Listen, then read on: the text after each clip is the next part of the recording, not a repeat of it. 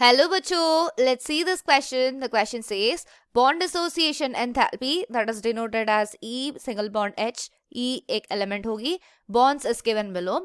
Which of the compounds will act as strongest reducing agent?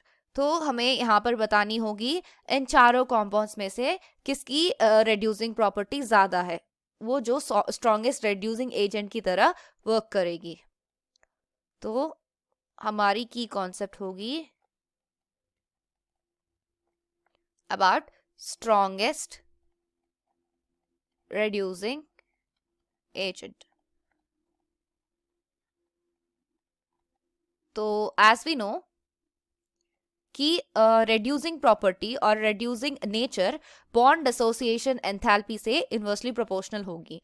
Bond association enthalpy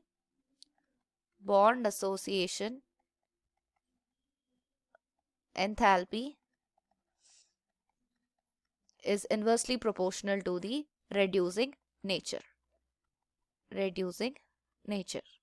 और इसको ऐसे भी लिख सकते हैं कि on moving, क्योंकि नाइट्रोजन फॉस्फोरस आर्सेनिक एंटीमोनी ये चारों एक ही ग्रुप के एलिमेंट्स है, so we can write this as on moving down the group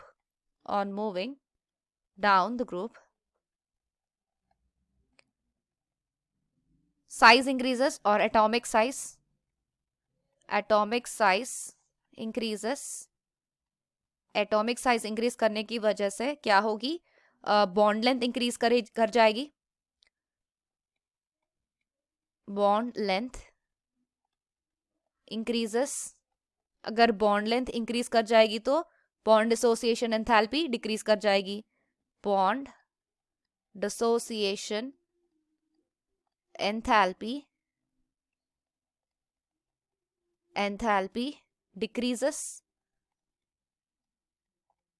अगर बॉन्ड एसोसिएशन एंथैल्पी डिक्रीज कर जाएगी तो इस मॉलिक्यूल की रेड्यूसिंग प्रॉपर्टी इंक्रीज कर जाएगी. Hence reducing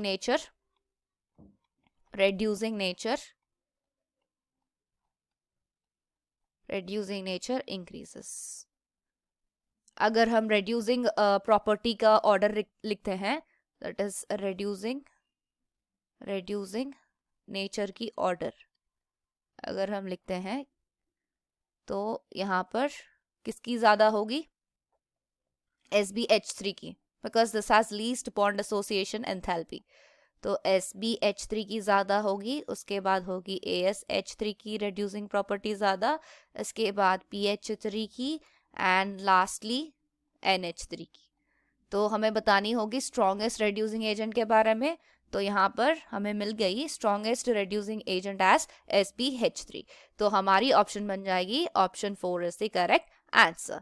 I hope you understand it well. All the best.